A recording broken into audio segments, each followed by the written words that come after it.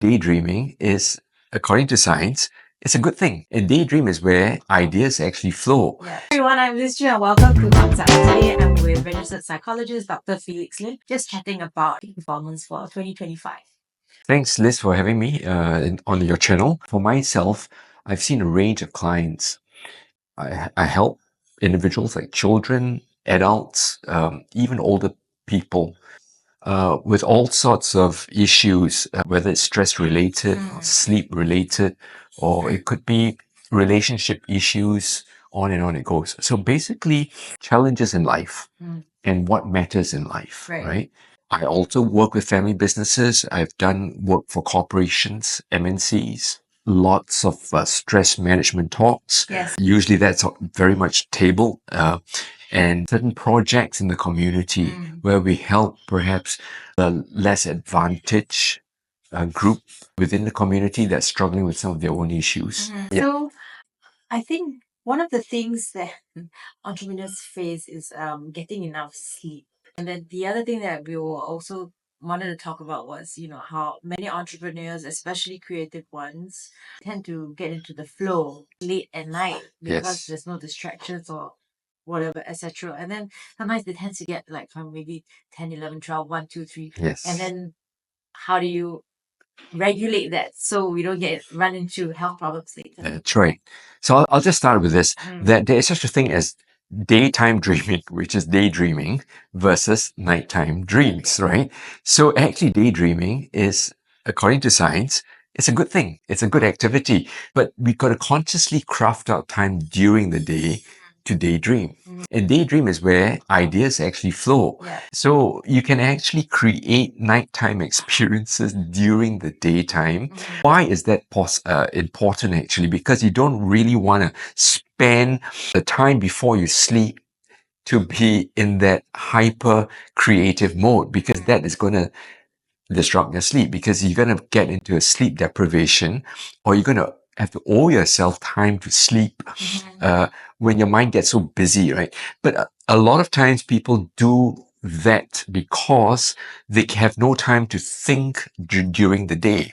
So they have, in other words, they have no time to daydream during day time, right? Yeah. Which is when the sun is up. Yeah. You feel guilty daydreaming and spending that time to yourself when you can probably spend the time in meetings with other people. Is the right thing to do is actually to get creative during the day, so that when a creative idea, happens, you actually can follow it through during working hours. You contact your clients or contact different stakeholders and write certain proposals, etc. when the brain energy is there, the frequency of your brain waves are actually, being activated. So you're putting it to good use, you're optimizing it. Now, the thing is, but however, because our minds tend to play tricks on us, because we get so distracted with multiple things, either with deadlines, with meetings, with our cell phones, 101 things that we have to complete during the day. That's why we find it so difficult to get into that mode. And when you cannot get into that mode, what happens is that you reserve it for the night. It's a self-sabotage mechanism there. Because when you get into that creative mode just before you sleep, you're going to dream dreams, right? Or you're not going to get quality sleep. You're not going to get into a deep phase of rest. So when you don't get into a deep phase of rest, you actually don't get rejuvenated. You don't get revived, right? Or revitalized. And so when you're not getting revitalized, and it goes on day by day, for days, for weeks, or for months, then you're going to go into a lot of sleep debt or sleep deprivation, and that is going to have consequences on your health. So totally not sustainable. So if you're going to be able to want to optimize and peak perform, you really got to work according to your rhythm and understand your frequencies. You need to then be very disciplined. Yeah. So to be disciplined, you need to follow a schedule. Right. But that schedule, again, has to flow with your rhythm. A lot of times people have very fixed, false schedules. Yeah. Schedules that they trap themselves in. So it becomes a trap. Yeah. And then schedules that they find that they pressurize themselves into, right? Like they think they have to do And it. exactly. And that's cornering yourself. And that's again Right. another self-sabotage. Because then you tend to procrastinate. Or if you have flexibility and you don't have to have that kind of tight timeline and structure, then you actually should optimize the different times of the day according to what you like to do, what you feel like doing, because your intuition is leading you to things that are probably important. You've got to listen to your intuition. You've got to listen to your mind talk. You've got to listen to your body talking to yourself. There are signals within yourself that's telling you to do certain things at the right time, because that's what peak performance is all about. It's not about being superstitious, but your intuition can lead you to very exciting moments, and for you to create those exciting opportunities. How do we tune in to ourselves so that we can recognize our intuition and therefore rhythm? Yeah. So this involves some kind of a cultivation, right? Because a lot of times we have actually reprogrammed our natural program. We have a natural rhythm since the day we were born. And over time, we decided to rule over our natural program and then meet the demands of society and then reprogram ourselves in such a way that we actually stress ourselves out. So we have done the opposite. So go back to what we were meant to be. What I mean by that is that you need to pay attention to your own rhythm, your heart rate. What is your heart rate like? What kind of heart rate do you want to keep in the long run, right? You don't want the acceptable heart rate. Well, it varies again from person to person, right? But medical science will tell you anywhere from, let's say, 70 to 80 plus per minute. Yeah. So you want to keep your heart rate going at a certain pace. You don't want to overdrive and you don't want to stress yourself out.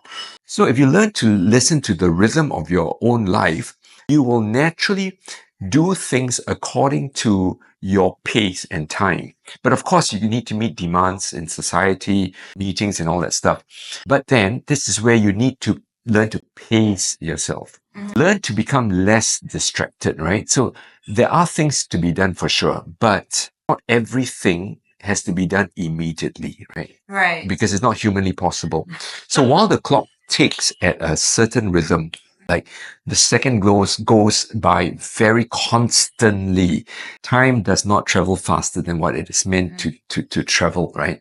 2025 will not be faster than 2024, but you will think that 2025 or 2026 upcoming is going to be faster. No, it feels that way because your mind has so much more to do. Your mind is so much more distracted. That's why you feel that you're catching up all the time. So time is running at the same pace. Trust me on this, right? So therefore, if you find that you're racing for time, it is likely because you're too distracted, you're mentally exhausted, you don't know where to start, you're all over the place, you're disorganized in your mind. Right? So it's a mind stuff. So what do you need to do? You need to take stock, right? Which is what I'm trying to say. Go back to where you first started.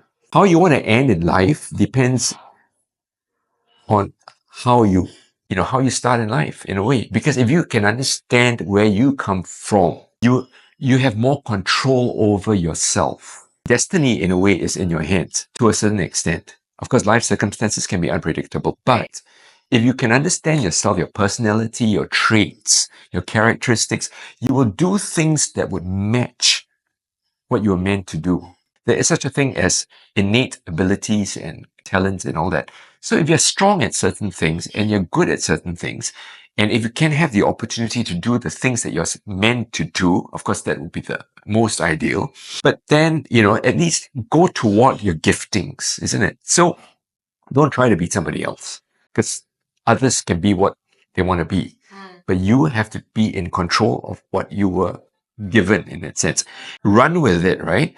And then, life can become a bit more predictable that way when you have more control over the things that, the things around you, right? You can make decisions in life. There's such a thing as life choices. And then, of course, learn to flow with that, right? And you'll simply get better at it.